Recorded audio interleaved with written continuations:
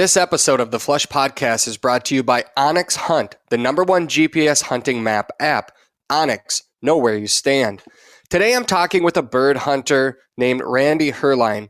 Randy's a passionate hunter just like you and I, but about with cancer forever changed his life. Randy ultimately won the war against cancer, but not before it took one of his legs. Randy shares his inspiring journey and explains how and why he continues to hunt.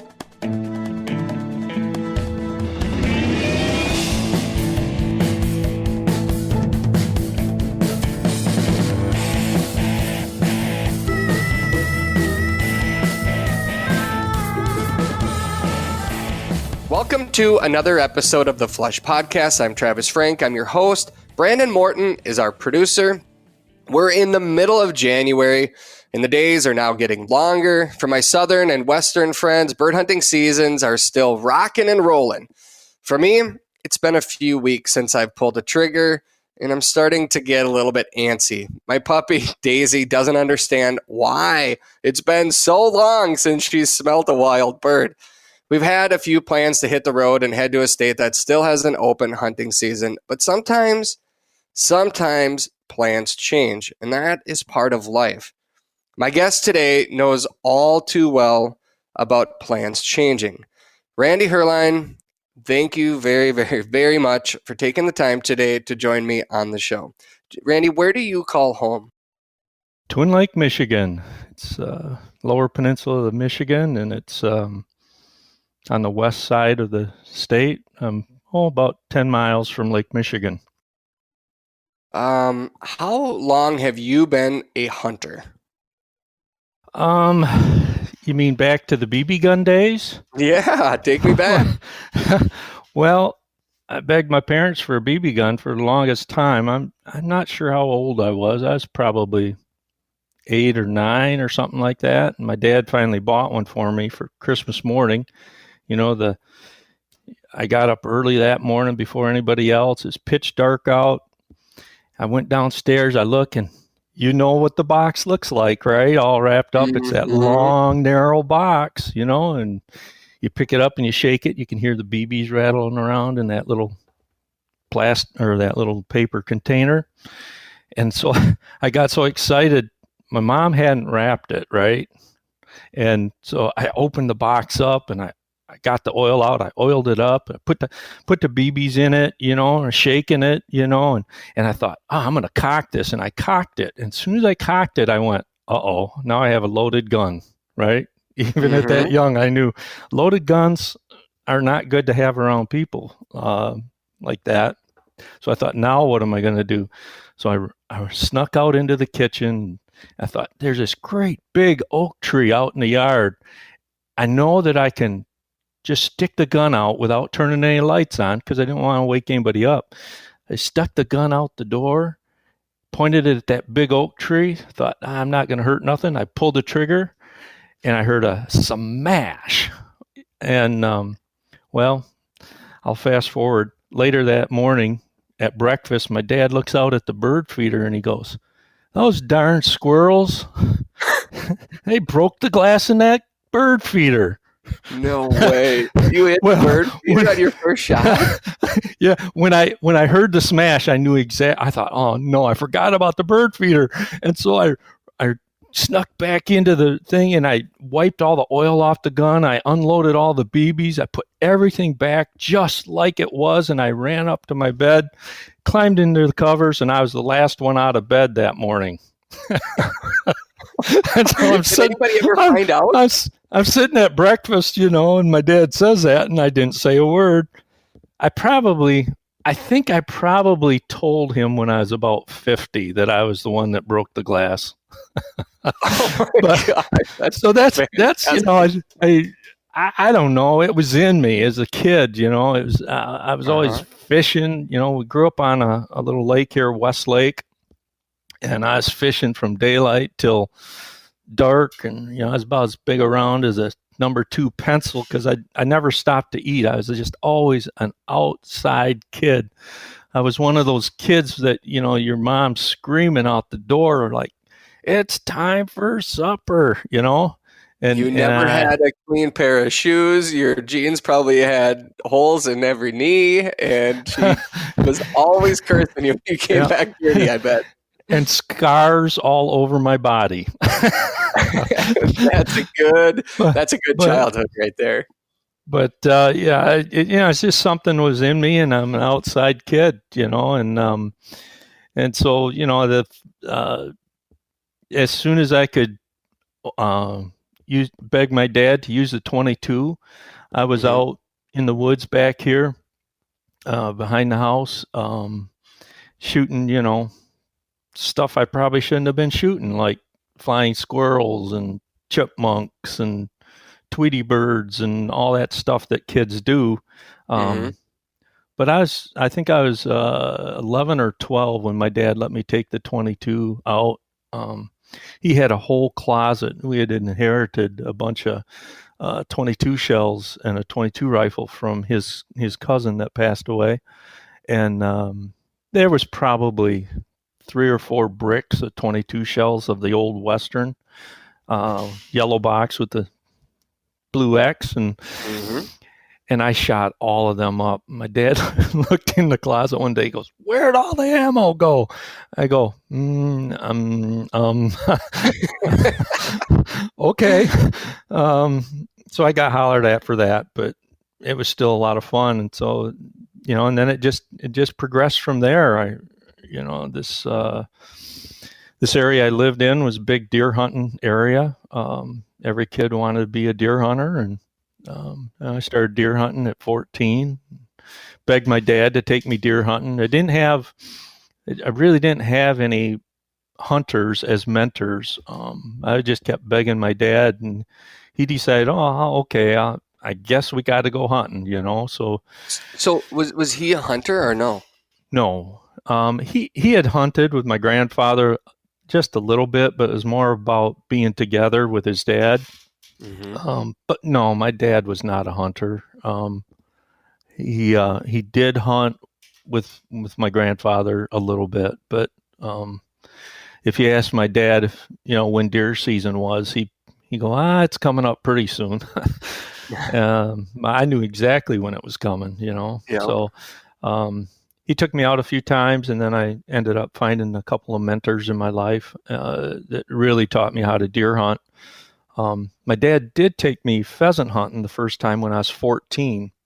We had just a dog pound dog. I don't even know what breed it was, and so we took that dog out, and a couple miles down the road there were some farm fields, and we hunted, and I shot my first pheasant at 14. And On dog, your first hunt? yeah, my first walk. Wow. Um, we it was I'm sure it was a wild pheasant at the time. It's almost almost 50 years ago, but we had a few pheasants in the county at that time. And so we went out there, got permission, and we walked around. And the dog was just jumping around, not, absolutely not a pheasant dog, but just jumping around, happy to be, and flushed a pheasant, and I shot it. And it went down in some, waist high grass when you're a kid. And um, dog didn't have anything to do with it. So I got on my hands and knees, and I'm going through the grass trying to find this pheasant I just shot, and I ended up finding it. But Wow. So uh, your dad wasn't a hunter. What in you, or at what point? I mean, you can recall getting that BB gun at 8 or 9 years old. Why did you want that to begin with? If you didn't have, did somebody else show you a hunt sometime or tell you about it? I don't know, Travis. I can't tell you. Um, I don't know if I saw something on TV, or I don't. There wasn't a lot of programming. The TVs had the Uh-huh. remote control was me. I had to get up and spin that dial on the TV. So there wasn't a lot of outdoor shows. There was one that I watched, was called Michigan Out of Doors, um, who Jimmy Gretzinger's doing now, but Morton F was on TV some years ago, and so I watched that. I think it was every Tuesday night, if I remember right. Um, so I got to watching that, and that intrigued me. And of course, fishing, if you love to fish, you kind of outdoors, you kind of love to hunt too, seems like. So, Hmm. They go hand in um, hand. yeah. And so, no, I really didn't have anyone that, oh man, I wish I could go with this guy, or I wish he'd take me outdoors and hunting and stuff. I didn't have anybody in my life. It was something that intrigued me. And, you know, uh, the blue jays would fly through the woods, squawking at you, just like Hmm. taunting you, and crows would fly through the woods taunting you, like, yeah, you can't catch me. So, I don't know. That's That's interesting. I just remember, so I had my dad, both my grandpas hunted. I had uncles that hunted and fished as well. But we lived in this neighborhood just on the edge of a very small town in Minnesota. And my backyard was several hundred acres of woods and fields, farm fields and grass, swamps, and we had a garden. And the animals would come up, deer would come up into our garden to eat the food, and we had to put up an electrical fence. And but just like I would see a deer, or I would see a pheasant walk in the yard, or I would see a rabbit or a squirrel, and there was something inside of me that would make me stop every single time and watch. And then from there, it just intrigued me and kept going. So I don't know if my dad, my grandpas, and my uncles, if they didn't hunt, I maybe still would have, because I can't explain why every time I would see a wild animal, I would stop and analyze and watch. But I did.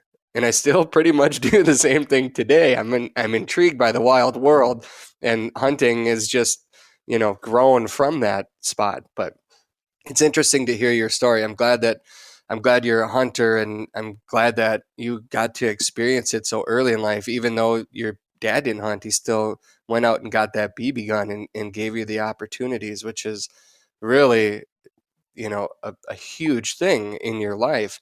So absolutely. Yeah. you kept hunting then growing up, and then you got married. I mean, how Well, did that journey go?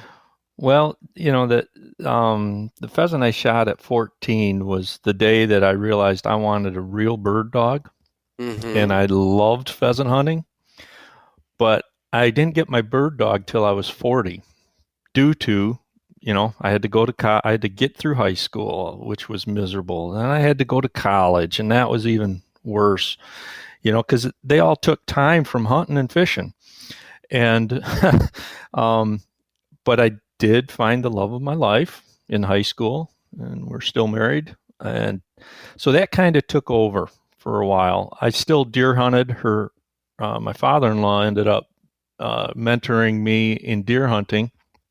He was a amateur gunsmith, and taught me a bunch of things about building guns, and cut down a tree and build a gun stock, and rebarrel a 98 Mauser and that type of thing. So he was a great mentor that way.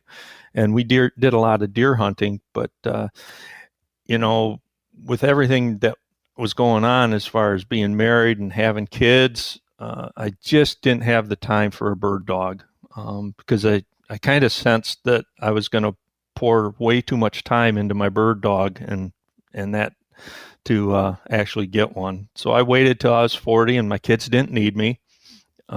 They had driver's licenses and cars, and so Dad was just kind of a sidebar.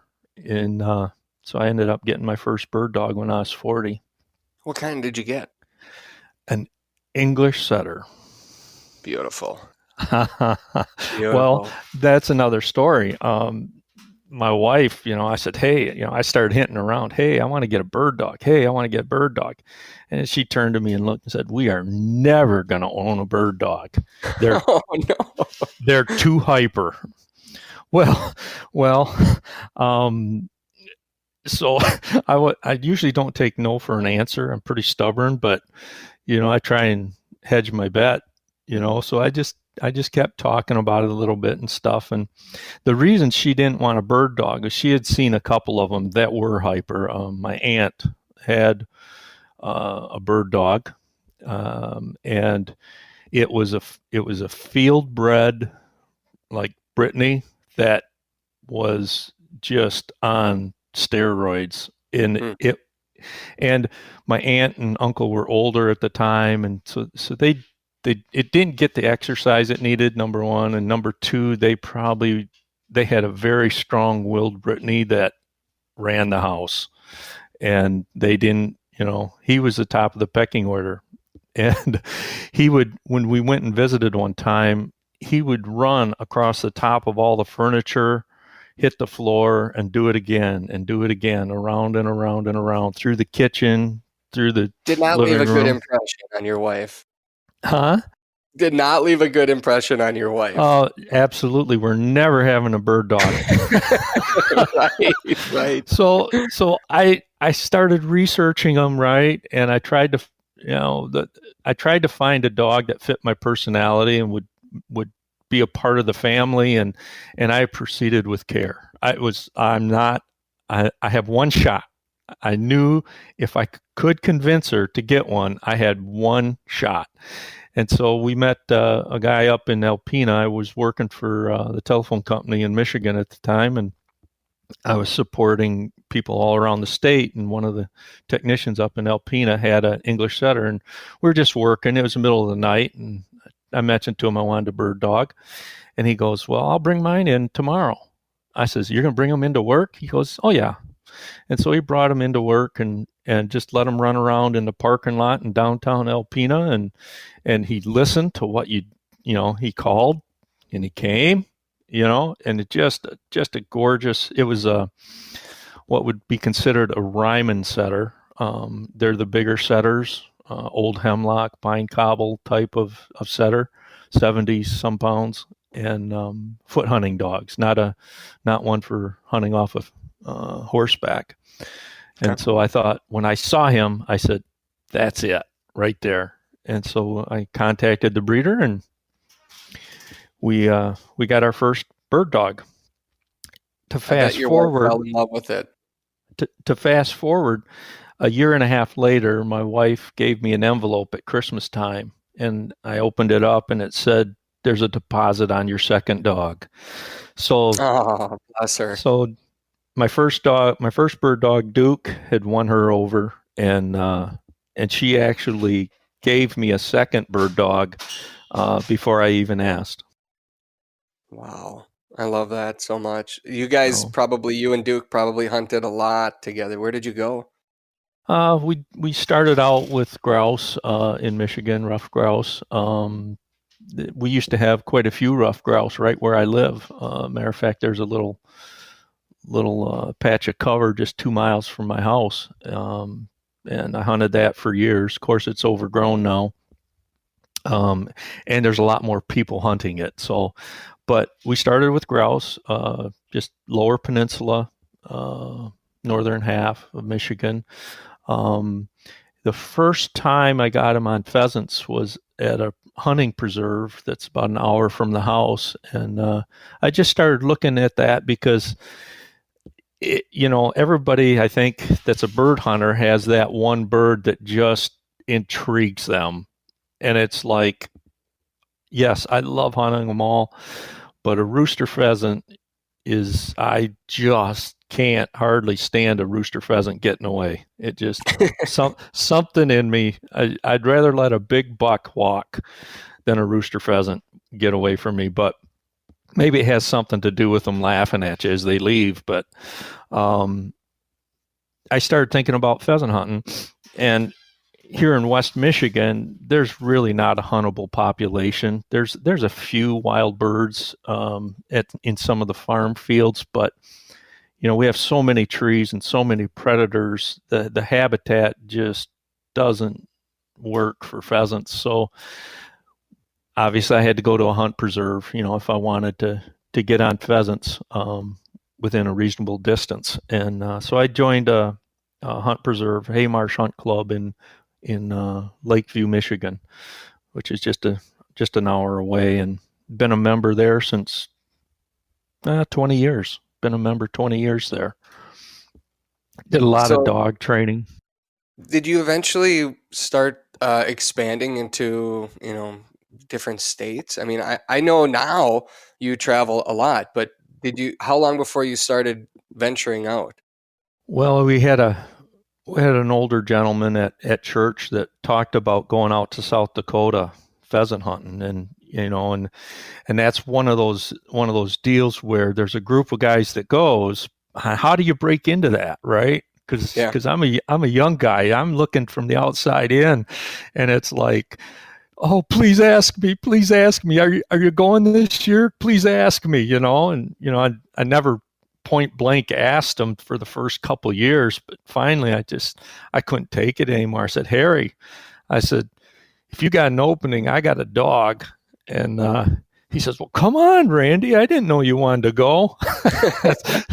So the first year I went out to South Dakota. That was probably 2002 or 2003 was the first year we went to South Dakota, and I didn't know anything, right?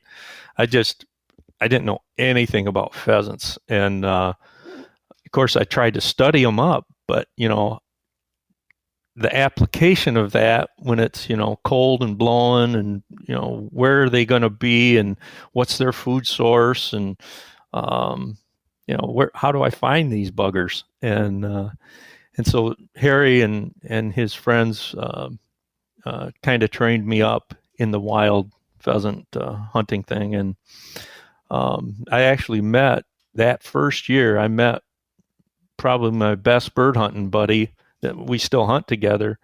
That's a fun story. They got out there, the whole group got out there 2 days before the second group, which I was in the second group. We arrived a couple days later, and they had been hunting for a couple days. And of course, out there you can group hunt, right? So, they did the traditional South Dakota pheasant hunt that, you get some blockers out, and you get some drivers and some dogs, and you push this section of ground, and then you go over here and you push the next section of ground, and that type of thing. And so they were doing that. And so when I show up with my other two buddies, we come rolling into bird camp, and Jim, who's my good bird hunting buddy now, he's sizing us up, right? We're the same age, and he's out there hunting with some guys that are, 15, 20 years older, and he had a German short hair that was just dynamite, and we get into camp, and he's, I could tell him, he goes, well, who are these guys? Well, come to find out, the previous 2 days he had shot, I think they had 8 guys in camp, so they were legally allowed 24 birds, and I think he shot 20 birds the first 2 days apiece. Wow. So, he's in his zone. I mean, he's good with his shotgun. He had by far the best dog in the group. That short hair was amazing short hair. And so, what happens when you go in the field and you have your dog is in front of you most of the time, and even if you want to take somebody out and don't even carry your gun, you tend to walk next to the guy with the gun, so that, because your dog's going to be, focused on you and hunting for you. So stay close that's what happened. And trust me, stay close to me, and then watch this dog. Yep. Yeah. Yep. And then the neat thing was, it seemed like I kept finding myself hunting right next to Jim, that first trip. And it's like, my dog and his dog, they're quartering, and they're pointing, and they're honoring, and they're like, Jim looked over at me, he goes, that's an amazing dog you got. Now, I never trained that dog. It was just, he honored naturally, he pointed naturally. And so we're hunting together, and I had practiced a lot because I didn't want any roosters to get away. So we're walking alongside each other, and there's all of a sudden there's this, okay, dog's on point between us, who's going to get the shot type of thing. And so that afternoon, I just said, that's enough of this. I'm not putting up with Jim. So his dog went on point in front of him. A big rooster busted out, and I said, my bird. I mean, I shouted it, my bird, boom. And the head, flopped back, and his dog went and retrieved it to him. And he's just standing there looking at me with his mouth open, not knowing what just happened, right? Because I called him off his bird that his dog pointed. and he says, "That's never happening again." And I think that was the moment that we became, best bird hunting buddies, because he wasn't used to someone, calling him off of his bird. Yeah. Well, I'm surprised that you ever got to walk in a field with him again. That could have gone drastically the other direction, Randy. Well, we're both pretty competitive guys, right? And when you're a competitive guy, you go towards the competition. You don't run from it. So yeah. And it's not about the bird, it's about the experience, and that really, I mean, the birds really help, but that experience just kind of cemented our friendship.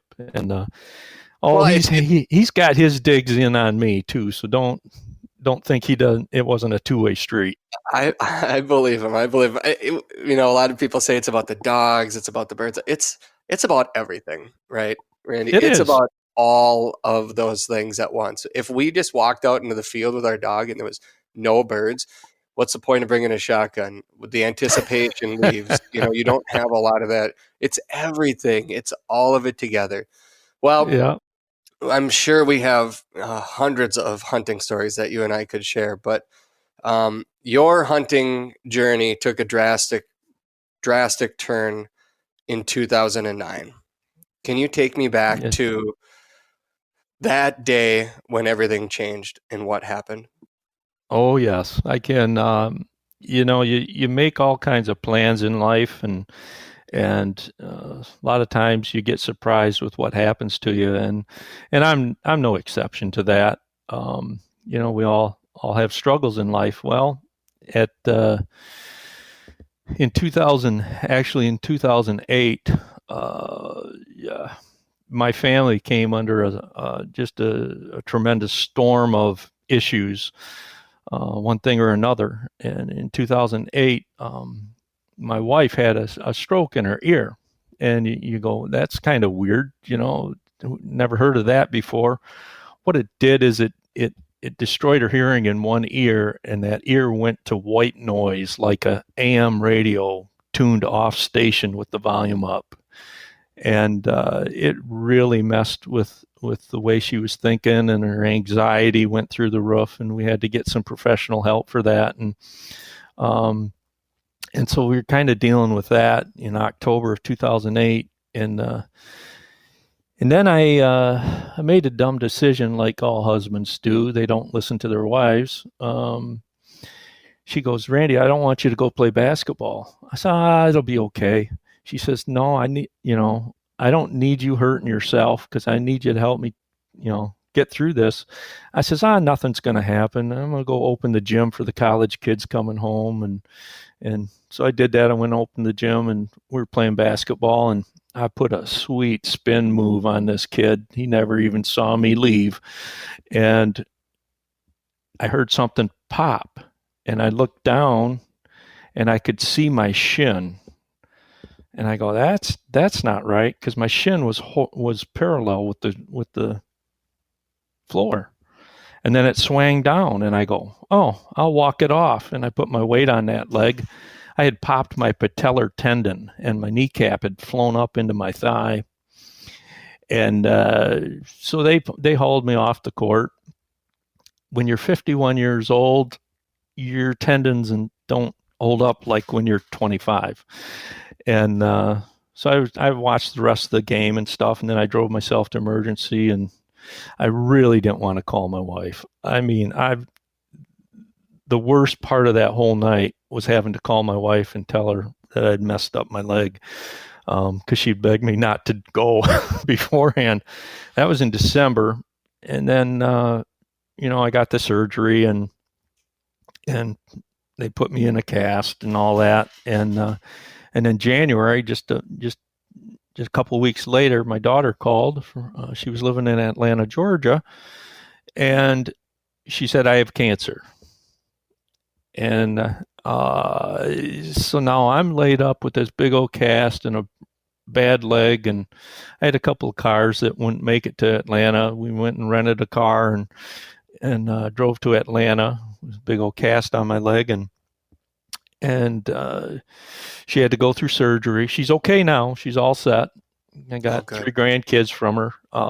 So she beat the cancer. But, at the time it was like, wow.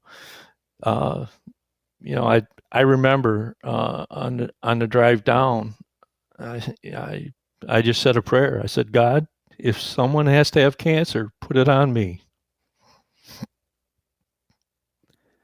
Well, we got down to Atlanta, and she had her surgery, and all went well.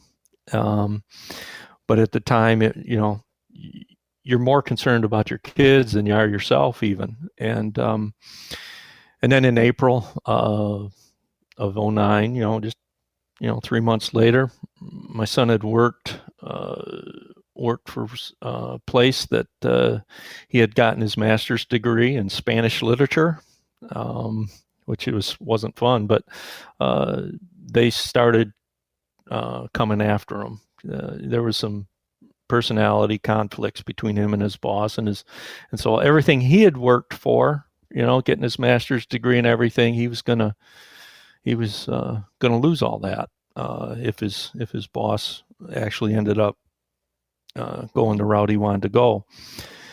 And so we were all under attack. My daughter, my son, me, my wife, and I'd just gotten my left knee back, to where it was working again. I had, it was flexing again, and it was like, I remember thinking, I've got this leg back, and that's good, because I'd walked out into my garage, and I looked out in the garage, and I turned around, I went back in the house, and I said to my wife, everything I enjoy doing takes 2 good legs, and I'm so glad I got my left leg back. And so I went out and messed around, but that was sometime between April in 2009 and July, because July 31st of 2009, I was helping my son move some stuff at his house, and I went running up the stairs. And as I was running up the stairs, my right leg broke halfway between my knee and my ankle. And I didn't realize it at the time necessarily. It's like I heard a great big loud snap, and just I went down in a pile on the stairs, and I'm sitting there, and my leg is just really hurting. And I looked down and I go, what just happened? And when I looked down at it, it was out of shape. And so I reached down to, feel it, and it snapped back into place. I'd broke my tibia. And so I'm sitting there, and they call an ambulance, and away we go to emergency. And I thought, this is not good. And they took x-rays, and the doctor looks at me and looks at the x-ray and says, well, here's why it broke. There's a great big hole in your tibia. And I go, what's that from? She says, oh, it's from a cyst or something. I asked her, is that cancer? And she goes, talk to your surgeon. And I said, but is it cancer? And, I'm not a medical guy. A doctor's supposed to know everything, right? And she said, and so then she just avoided the subject. And then another doctor came through that was looking at it, and I asked him, I said, is that cancer? He says, no, you need to talk to your surgeon on Monday. And so on Monday I went to see the surgeon, and they're looking at my leg. They put me in a brace and sent me home, because it was the weekend. And oh man, that was horrible. That brace did not hold it still. But on Monday I went to the surgeon, and I'm sitting there, and he's looking at the x-rays, and I asked him the same question. I said, is this cancer? And he says, no. I talked to my partner here in the office, and we don't think it is. We're going to put you in a cast and watch it real close. And so they put me in a hunter orange cast, surprisingly enough. They said, "What color do you want?" Very fitting. Yeah. Yeah. Did I you said, "What choose it color or do you did they want?" just do it? And I said, "Hot pink first, right?" Because my wife was sitting there, and I knew she'd squall, you know. I said, "Hot Yeah. pink," and she goes, "You're not getting hot pink." I said, "So how about hunter orange?" So they put me in a hunter orange cast, and um, long story short, 3 months later, I got all my records, and I started reading them, and I had to Google. I looked at the X-ray report. The radiologist on that day I was in emergency, he had written, "Make sure you get this checked. It looks like cancer." Of course, it was in all medical terms. I had to Google the terms to know what he was saying, but that's what he was saying. And my doctor had never read that, or he didn't. Yeah, he never read it. So um, I decided at that moment I had to go to Mayo Clinic. So we went off to Mayo Clinic, got an appointment as quick as we could. I got to Mayo Clinic at they took my blood at Tuesday morning at 7 o'clock in the morning on a Tuesday, and um, they did all the tests. They had looked at all the X-rays and the reports and all of that. And about 2:30 in the afternoon on Tuesday, doctor looked at me and said, "Excuse me." Doctor looked at me and said, "Randy, we'd love to save your leg, but we'd rather save your life." Well, I you're in trouble, right? When things progress too long, I'd already subconsciously processed this, and it's like, "Okay, doc, let's go. Um, Got to take my leg. Let's go. Let's do it right now." I said, That "How day? soon? How soon can you do it? Can you do it this afternoon?" And and the doctor goes, "Whoa, whoa, whoa." She says, "We can't do it that quick." She says, "But we'll get you in as soon as we can." So one of the other things she had said to me was, uh, if you'd been here the first few days, we probably could have saved your leg. And but at that point, it's all water under the bridge, right? Right. You can't change Right. history. You just got to say, we're going to go from here, um, and forget about what could have been. So at 6 a.m. the next morning on Wednesday morning, they were cutting my right leg off above the knee. And I, they had me all drugged up, and after the surgery, they put me in a hospital room, and a day later, I'm getting my wits back around, a day later, and I'm sitting on my bed thinking to myself, you know, I'm so glad that this happened to me at 51. I'm glad it didn't happen when I was 25, because I'd had my kids raised. I had been, up caribou hunting close to the Arctic Circle. I'd, been out to Colorado elk hunting with my muzzleloader, and I'd, been to Wyoming, panning for gold and trout fishing in the mountains out there. And so I'd been in the mountains and the canyons, and I'd raised my kids, and I was so thankful that it happened at 51 and not 25. But then the very next question is this, right? What am I going to do? Right. How is this how's this going to work out? I am an outdoors guy. I need both of my legs to do the Yeah. things I love. And it's like I sat there thinking that, and so the question come up, if I get to be in the canyons, and I get to be in the mountains, and I get to hunt again, I'm going to be okay. And that was the first time I thought, I'm gonna try and go in the bottom of the Grand Canyon and come back out, whatever it takes. Well, hold on a second. You're sitting in the hospital room and your mind is already going to some of these thoughts. Did you ever have thoughts of anger towards the doctors that potentially could have saved that leg right away? Um, I guess it might be a form of anger, but I don't consider it anger. I consider it a lost opportunity. How, more like, how could you do this? I was Mhm. raised to believe the doctors, right? They're Yep. like authorities, right? Policemen, judges, doctors, those types of people. You have to trust them at some level, Mhm. and you expect them to be, looking out for your best interest. And you know, I can't say it was anger. I can say I was upset that they didn't do different things. But this is I'm a man of faith, right? And being that, I knew God wasn't blind or deaf, right? He could have told the Mhm. doctors, "Hey, send Randy, get this thing biopsied today," day one. Um, and so you know, I knew he wasn't blind or deaf. So why didn't that happen?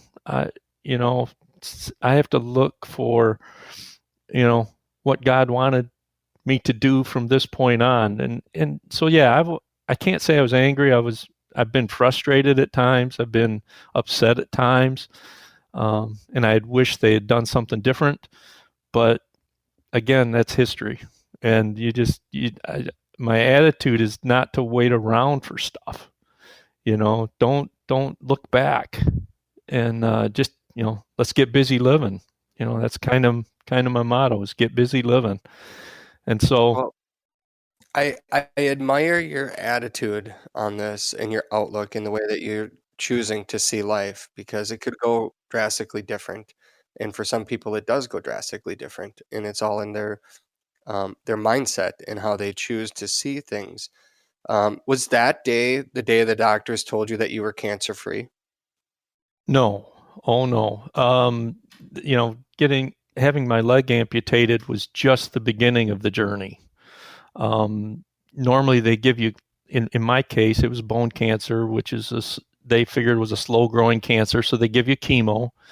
And typically, they like to leave the tumor in a person to see if the chemo's actually working, because they're trying to shrink the tumor and make this surgery less invasive and get clear margins and all of those things. But uh, at the point that that I was at, they just had to take my leg, and then they gave me chemo. They gave me 6 sessions of chemo, and the first session started. The amputation was in November, and my first session of chemo was in December of '09. And I'd heard all kinds of and horror stories about chemo, and I'd watched people, that had went through it, and they gave me the first dose of chemo, and it was like, that didn't even affect me. I mean, I still had my hair, I still feeling good. I wasn't too sick or nothing, and I thought, wow, this chemo thing is gonna be a breeze. I guess you know, I'm different than everybody else.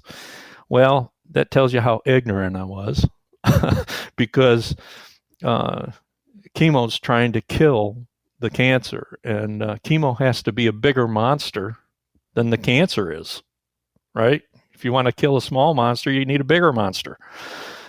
And so the second session of chemo that I had was horrible. Matter of fact, the nurse, I remember the nurse coming into the room that night, and she had a face mask and a complete gown on, and there was no way that chemo solution was going to touch her. And they were going to pour that into my jugular vein. That's what they do. A port goes down into your jugular vein, and they put it in the port. And I remember it was about a gallon of rusty nail colored water looking stuff. And I looked at that and I said, man, that looks like pure evil. And she goes, yep, pretty much is. I'll never forget it. And so they put that into my port, and I laid there, and a day later, I started really getting sick. And 2 days later, I was on death's doorstep. And I remember talking to the doctor, and I said, doctor's standing at the end of my bed, and I said, Doc, give me a pill, turn my insides back on, because it had shut down my kidneys and was compromising my internal organs. That's how potent it was. And he looked right at me. He said, Randy, I don't have anything. You're either going to live or you're going to die. And of course, again, if you're a person of faith, what do you start doing? You start praying. And I can't say I was praying for myself, but I can tell you that all my family and all my friends, I got notes from all over the world of people that were praying for me. Probably 10,000 people. I don't know. But that's the reason I'm still here. It's because of prayer, because I was on death's doorstep. What was the day? What was it like when you got the message that you were cancer free? That happened, actually, that happened 5 years later. I was at Mayo Clinic. 5 years you went through this? Well, I went through, 6 sessions of chemo, and they don't tell you you're cancer free until you pass a 5-year mark, right? Okay.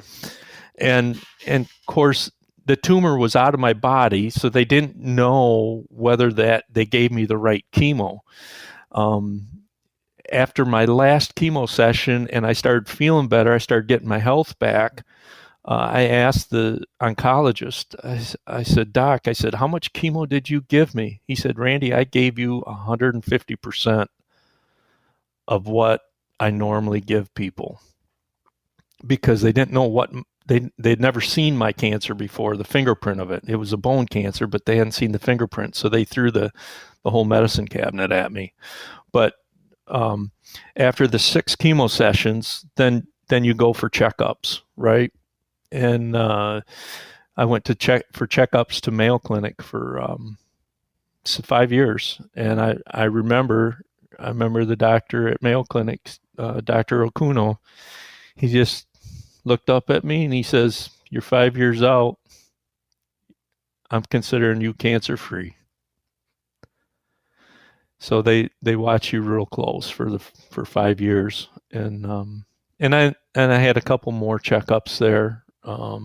Actually, this past summer was the first summer I did not get a checkup at Mayo Clinic, which was 9 years out. So yeah, it's a good thing, because I mean, a cancer patient never becomes not a cancer patient, right? It's always in the back of your mind, and you don't necessarily focus on it until you get a doctor's appointment in your email or something. Hey, it's time for your checkup, and then you start thinking about it again, and or at least I did, and so that day that Dr. Okuno gave me the, hey, you're 5 years out, I consider you cancer free, and that was the day that my mind was freed up from thinking about it as much. So it was a great day. It was a great day. Oh, man. And you'd gone through so much, and I assume during this whole time period you were also relearning how to walk again. Oh, yes. Did you get advice on, options, as far as, I know there are companies out there that make prosthetic legs. When did you start learning how to walk again? Well, they actually gave me my first prosthetic leg while I was in St. Mary's Hospital, just days after they cut my leg off. But that's more of a mental, emotional thing. Here's a peg leg, basically. And they want to give you, they took your leg, so they want to give you something back to help you mentally, and that's what it was for. It was so dangerous. I walked on it twice, and I said, nope, not gonna do that. I'm gonna fall and break the stitches open and stuff. So I got my first one just a couple days after they cut my leg off. But I spent 2 years trying to find a prosthetist that would understand who I was. It's huge. That's the biggest thing is you trying to understand the patient for them. What is this guy going to do? Is he just going to go to the store and church and watch TV, or is he going to climb mountains or anything in between? And so the first prosthetist that I met, which was probably 2.5, 3 months after they cut my leg off, was here in West Michigan. And I walk in and he asked me, he says, so tell me what you want to do. Right. And that's the question, right? Every prosthetist, basically asks that question of every person that needs a prosthetic built for them is, well, tell me what you want to do. It's a great place to start. Go to South Dakota, and I want to shoot my limit of pheasants this fall. What do you got for me? Well, I looked him in the eye and I said, I want to go to the bottom of the Grand Canyon and come back out. And what he did that right then, I'm not a violent man, okay? I'm not a violent man, but he almost got hit. He goes, and he, his head rolled back when he did that. He goes, how about if we just get you walking first?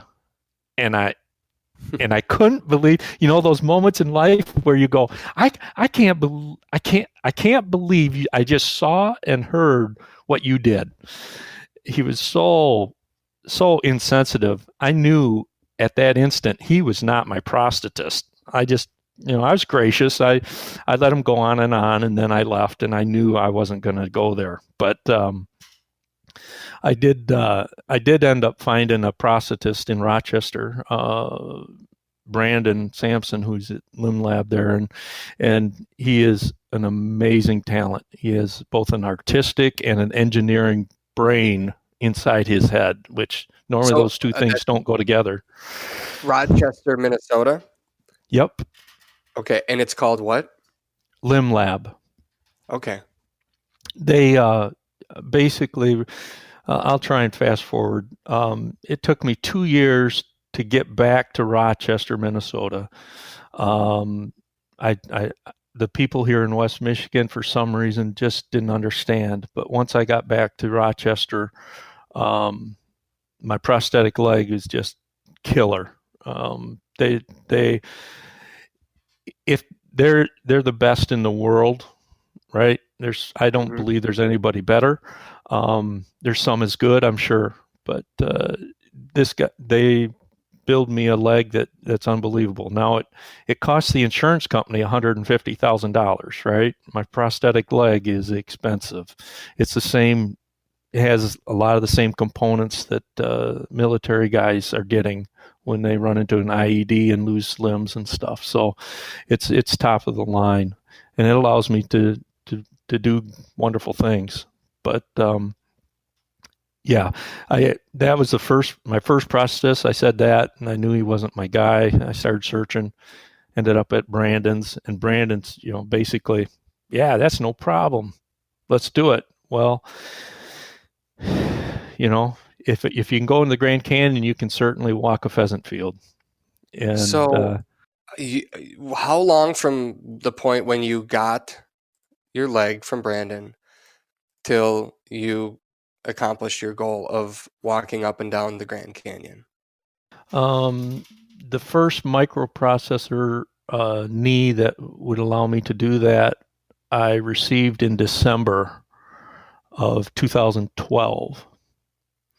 And I started training, and I went into the bottom of the canyon October 2013. So basically 10 months. Wow. And you know how you think you're good at something, like playing basketball or pheasant hunting or whatever you think you're good at? I thought I was good at walking, and I was probably okay. But then I started training because I thought, oh no, I actually told people I'm going into the Grand Canyon. Now I got to do it. Right? Yeah, you got to do it. There's that time frame between you open your mouth and now you got to back it up. And and I made it a fundraiser for American Cancer Society. I took a bunch of ribbons with cancer patients' names and caregivers' names on my pack and hung them over camp at the Bright Angel campground in the bottom, just to encourage people and also be a fundraiser.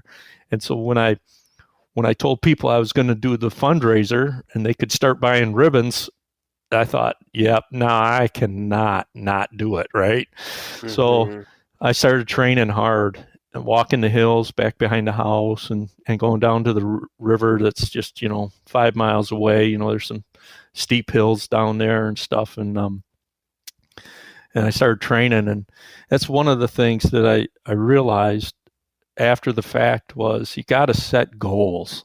And I thought I was a good walker, but after the Grand Canyon, I'm a decent walker now, just because it pushed me to walk better. And what challenges did you face in having to learn to walk again? I mean, I have to imagine you fell. Do you know how many times you fell? Oh no. I used to fall every single day over something that's a half inch high. This is just a fancy hinge, right? Of everything that prosthetics are, and they're wonderful, right? And they're expensive, but everything they are, it's just a fancy hinge. And it's maybe 10% of your God-given leg, this $150,000 leg, but it's a million times better than crutches or a wheelchair. Mm-hmm. So how many times did I fall? Well, I used to fall every day, and then I'd fall every other day. And right now, hunting season's done, so I probably only fall 2 times a week right now. But I'm doing stupid stuff too, right? I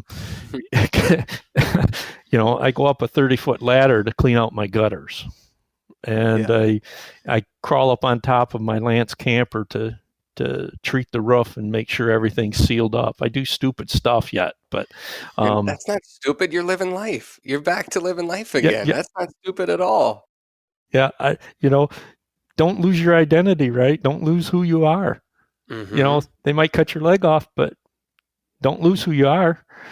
And so I kept track one year. I went out to South Dakota with Jim and a couple of other buddies, and of course waist-high grass, knee-high grass. It's problematic because you're basically dragging your leg through it.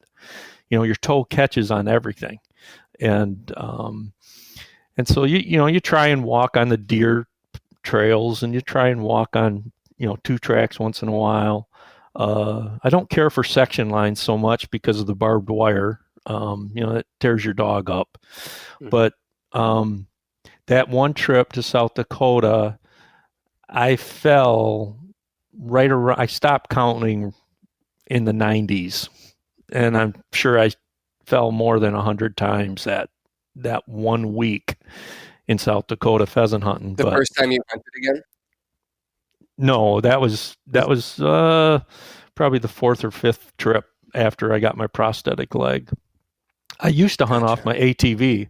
I have a permit to hunt off an ATV for South Dakota, and so I can shoot pheasants sitting on my ATV. But you can only be on private land. You cannot be in the walk-in areas. You cannot be on any public or public leased land. So all of those public areas or walk-in areas, I couldn't use my ATV, and I really never wanted to hunt off my ATV. I just don't like that. I want to have my shotgun and my dog, and I just want to be outdoors in the outdoors quiet, and watch my dog, and to have an ATV going putt, putt, putt, putt. There was something not right with that. And so I hunted off my ATV 2 years.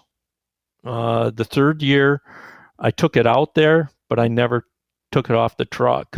And since then, the last, whatever, 7, 8 years, I haven't hunted off my ATV at all. I would do all my hunting off my leg.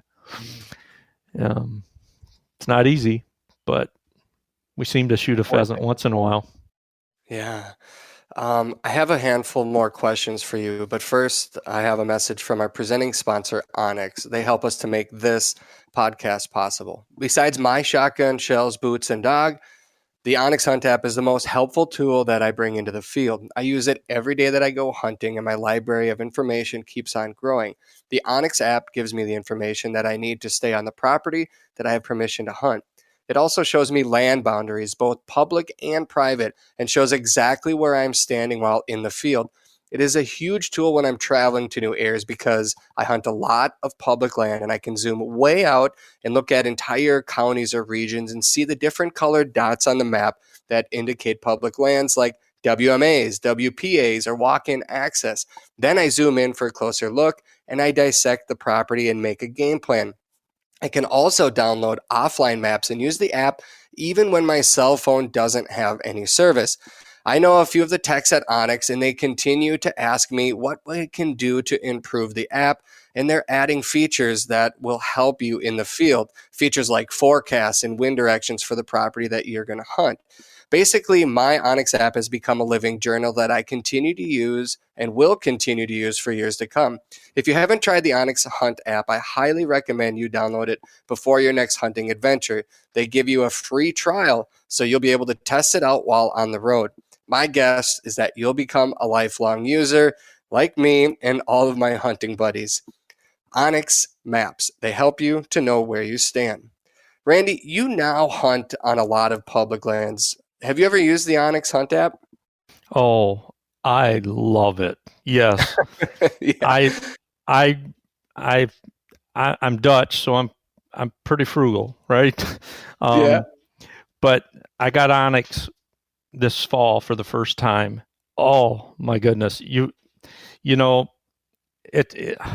There just are no words. It's one of those things where if you're a hunter, right, you always, in the back of your mind, you think, okay, am I following the laws?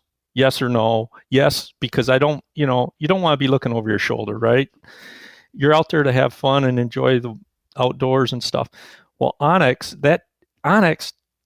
took away that thing in the back of my head that said, are you on private or public? Should you be here?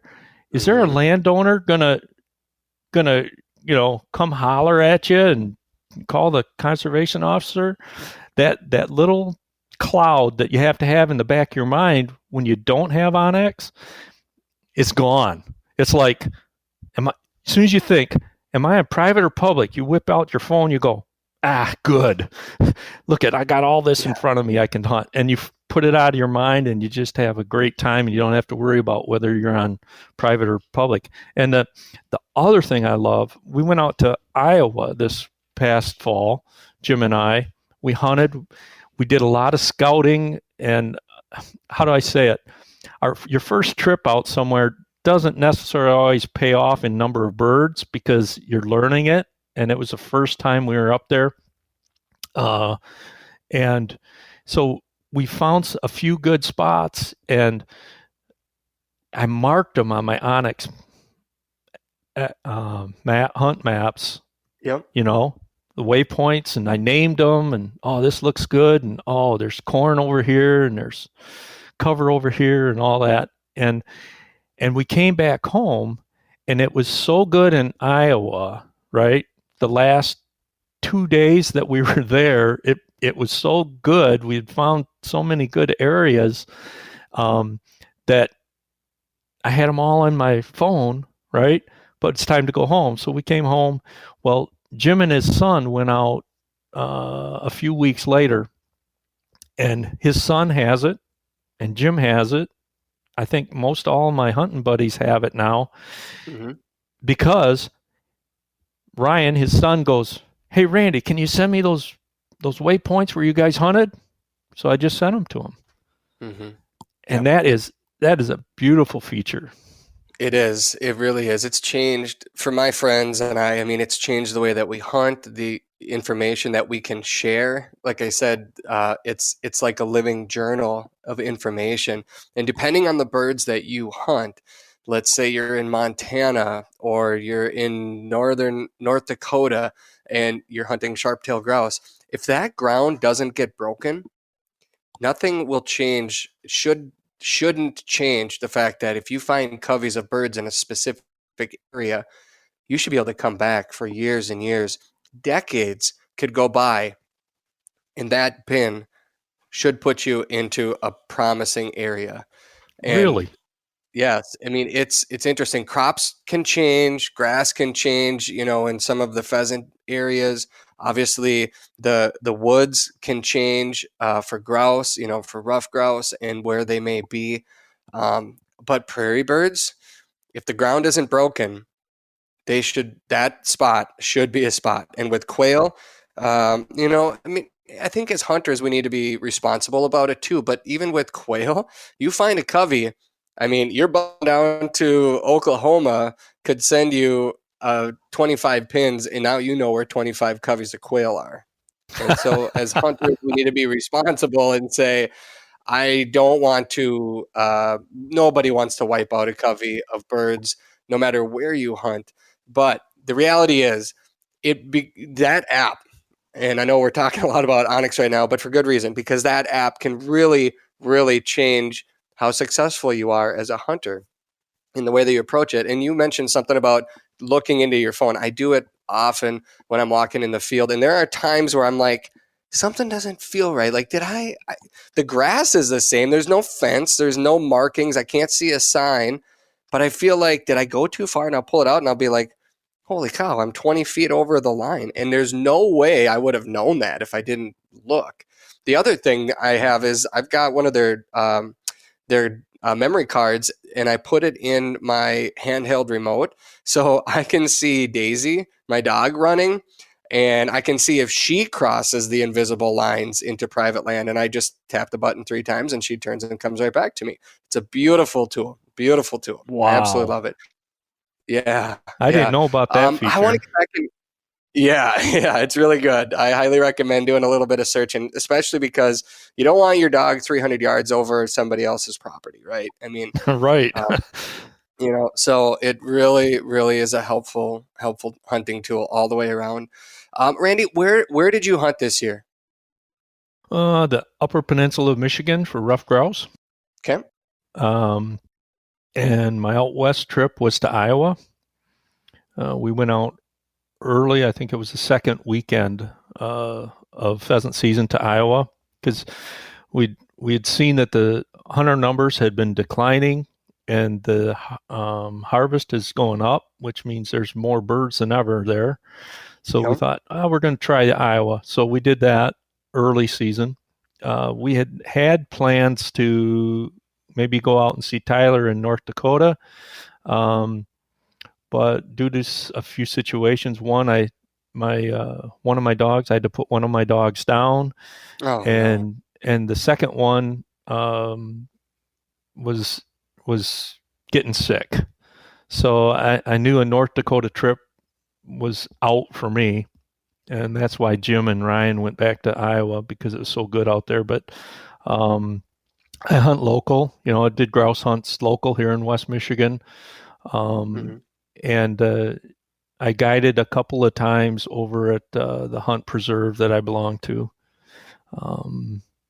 So that's about the hunting that I did this year. What you say you guide? So what do people say to you when they see you walking the fields and they know that you only have one leg? Most people are really uncomfortable, right? Really? And of course the owner or the manager of the hunt club, knows I have a fake leg, right? And Mm-hmm. so he doesn't give me well, I've had 4 young guys that could, walk any mountain range you wanted to walk. And then I guided for them, but they shot 33 birds that day off of my dogs. But for the most part, people, I don't know that they even tell them that I have a fake leg. I just jump out of the truck, and just act like nothing's different, and we go hunt. And quite often, it's after the hunt they go, "Wow, that's amazing! You get around like you do." And when I guide, I have my walking sticks with me, right? Because I'm not carrying a gun. And the walking sticks really help as well because you can clear brush out of the way and catch your balance. And but they they usually are amazed that I'm still out pheasant hunting.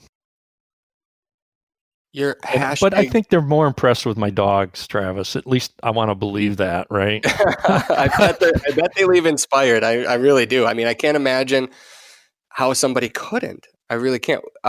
So what kind of dogs do you have right now? It's a Ryman setter, an Okay. English setter. Like the Ryman, leaning Hmm. towards the Ryman breeding. Okay. Okay. They're he's 72 pounds when he's healthy, and he can run all day. And his range is it'll be he quarters more than going. He's not one of those straight line dogs that just runs away from you. Um, he quarters most of the time, and he's usually 20 to 50, 60 yards, depending on the cover. If the cover gets pretty sparse, he's like any dog. He's like, "Hey, Dad, there ain't no birds around here. There's no cover. Oh, look at that bush out there at 100 yards. I'm gonna go sniff over there." And so he does that. But he's a foot hunting English setter, and he ranges 20 to 50 yards, 60 yards most of the time. I usually track how far I walk in a day. There's some days where I'll go over 20 miles. How far is the furthest you've walked on a hunt? Um, the furthest I've walked was 8.5 miles. Uh, I never checked, right, until I got my latest uh, dog collars. I use an app on my phone. Number one, the chemo killed my ears, so I can't hear a beeper. I can't hear a fire alarm in the house. It killed all the high frequencies. Um, and so those old beepers that I had, those high beepers, I couldn't hear them. I bought a low tone beeper. That didn't work either. Um, and so I ended up getting an app on my phone with my collars that my phone tells me Linking's pointing, right? And I can hear that, and it tells me the direction in that. So I could check. I think the furthest I walked was 8.5 miles with that app. And I think my dog put on, I don't know, 15, 16 that day.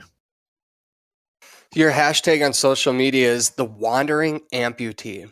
Why do you post about your life now and let people know about your hunting on one leg? It's I want to encourage people. Things in life happen, and I'm no exception. And when you first get when you're young, you think you're going to have a perfect life, perfect kids, perfect wife, perfect life, and that just isn't reality. So the wandering amputee, it was just another avenue to try and encourage people that, hey, stuff happens, but you can still do things, and you don't have to be a victim. And even though bad things have happened to you, you don't have to be a victim. So get busy living. And that was the Wandering Amputee Instagram account was to do that. And hopefully people are a little bit encouraged by it. Are you hearing from people? Do you get feedback from people that know your story and how you've pushed through and what you're doing today? I new people that I get to know, yes, I get some feedback from them, but the people that have been around me for the last 5 or 10 years, they every once in a while they'll go, "Oh, I'm sorry, Randy, I forgot you had a fake leg." And that's the best compliment, right? Mm-hmm. If the people next to you forget, then things are going good. and my new acquaintances, what I found is through my Instagram, it's amputees, it's brand new amputees that reach out to me and say, thank you. I thought my life was over. But I know it isn't. So I do get, I think I am having a little bit of encouragement towards people, but primarily new amputees and that type of thing. Mm-hmm. You give presentations? I do. Every once in a while, typically it's a wild game dinner at a church, local church, or whatever that they want to encourage people, and they invite the community in and provide a great wild meal dinner and wild game dinner, and so I'll go and I'll talk to them about my journey, who I was. I used to run triathlons, and I was outdoors and climbing all over mountains and canyons, and then I tell them my story, the story which I've told you today, and they're like, well, wow, how's it going now? And so then I go into that too, and that, hey, life is good. Life is good. You're still climbing mountains. You're still hunting. You're still doing everything you did before, but you have a chapter in your life that you powered through, and now because of that, you're able to talk to people and have an effect on them because you've lived it, right? I mean, that's the biggest thing, is you've lived it. You lived through it. You kept your faith, and you came out the other side on that. Yep, that's one of the things I think about is yeah, everybody has some type of faith, right? Faith in that your car's going to start, or faith in God, or faith. There's faith involved in everything you do every day, and yeah, my faith is still strong. Just because I hit a few bumps in the road, it didn't change my faith one bit. So, I like it? Heck no. Every once in a while, I tell my wife, I go, I'm not questioning God, but yeah, I wouldn't mind having my good, healthy leg back. But no, people have to decide, what they believe in, and how they're going to live their life, and it all takes faith. So it's just a matter of what your faith is in, and my faith is in God, and I know my eternity's secure, and this whole thing is just a bump in the road, whether you have your both normal legs or not. And how's your wife doing? Pardon? How's your wife doing? She's been good. That's a loaded question, Travis. Is her health well? You know how opposites attract, right? Yeah. I've been married to her. Opening that up here. I've been married to her 42 years, so she's good. She's good. Good. Yeah, I'm glad to hear that. Yeah, my son's good. My daughter's great. My wife's great, and my dog situation isn't so great, but I just put a deposit in for a new puppy, so we're gonna have that whole bit of fun again. There's a lot of hunts on your horizon, I can hear. What goals do you still have left to complete now? Well, I would still like to do my retirement goal of finding the first quail season that opens up somewhere in the United States, meaning whether it's Washington, Oregon, wherever. And I wanted to follow the quail seasons and hunt and hopefully shoot at least one of each quail in the United States. That's kind of problematic now because of my situation, but I'm still thinking about that, and I may do that next fall. because I know, every year that goes by, you get less and less ability to do that type of thing. I'm 62 now, so I gotta do it sooner than later. So maybe next year we'll do that quail Grand Slam type of thing. Still like to go out and visit Tyler out in North Dakota. Sharp tails. I may want my ATV for sharp tail hunting, right? No way. No, you don't get to do that. You got to do it the way that everyone else No, wait a has minute. to do it. No, wait a minute. If it's legal, no. I did think of that when I had two. I remember hunting off my ATV and my two English setters were healthy, and we went across the guys were going to go to the other corner of the section, and I didn't want to load up my ATV, so I was going to take off on a diagonal, right? And I ran my dogs for we ran into a fence. We almost got to the other corner and we ran into a fence. And so I'm on an ATV, so I got to go find a gate. And by the time we were done, my dogs had run about 4 miles. And I thought, man, I got to give them a break. So I stopped my ATV and they're just looking at me like, come on, let's go hunt, and they're doing the snow angels and come on, barking, let's go, like they hadn't run at all. So I thought at that time, you know what? I could probably really get after the sharp tails on my ATV with my two English setters. I never did it. Yeah, but you probably could do some damage out there. No doubt about that. You mentioned earlier about the Grand Canyon, and once you told people that was a goal of yours, you had to stick with it. You just told us that your goal, you've been thinking about it, is to follow the quail seasons through the country. So people know about it now, Randy. You're going to have to stick to it. Well, you're going to go with? Would I ever like to? That was. I'm sorry, Travis. I'll retract that question. That's unfair. No, let's leave it on the table. Let's leave it on the table. There's a couple of quail species on my list yet that I have not harvested. So we'll talk. We'll keep in touch. I know goals are important. You've set them. Why do you feel it's so important to set goals for yourself? I mean, for people listening right now, what do goals in life do for you?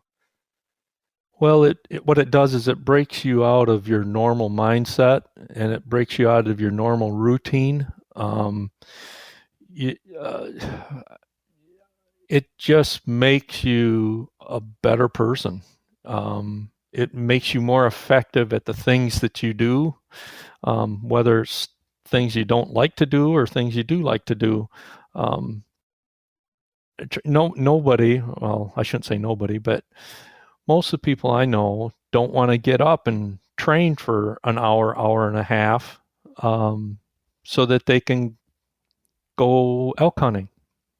But a dyed-in-the-wool elk hunter knows he's got to do it. Well, when you set those goals, it's going to make you a better person.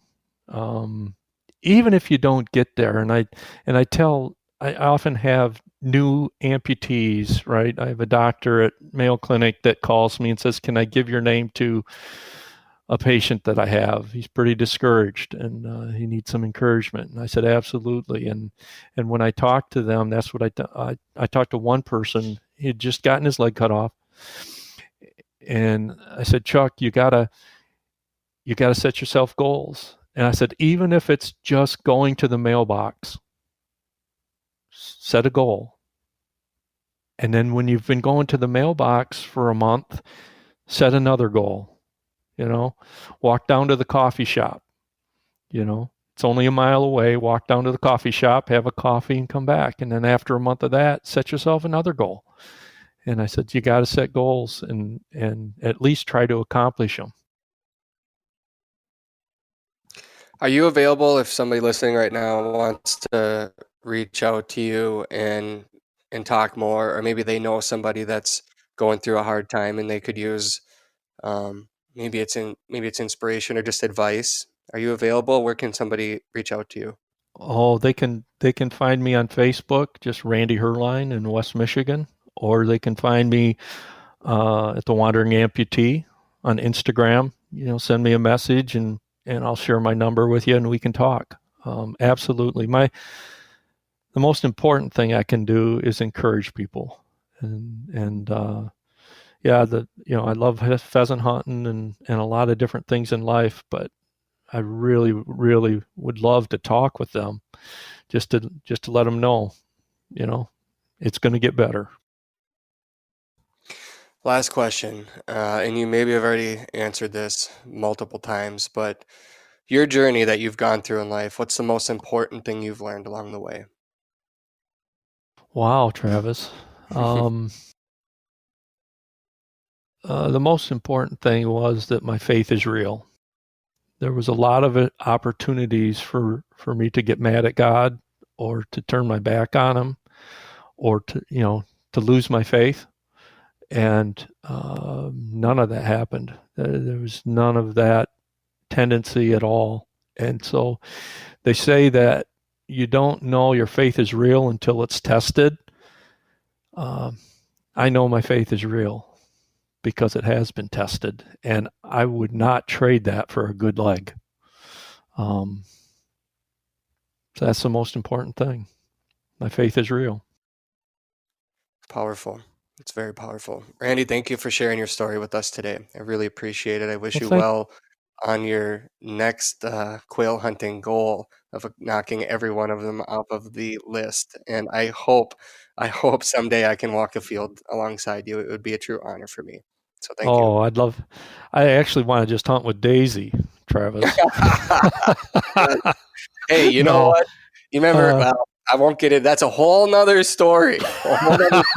Next season, she is going to be, she's already a rock star. I'll say that. She's already a rock star, but she's taught me so much about life, about myself. I've learned, and she's also learned to go hunting with me too. It's a beautiful thing. So we're all on our own journeys, but we can all learn from each other. There's no doubt about that. Yeah. Randy, love to hunt with you.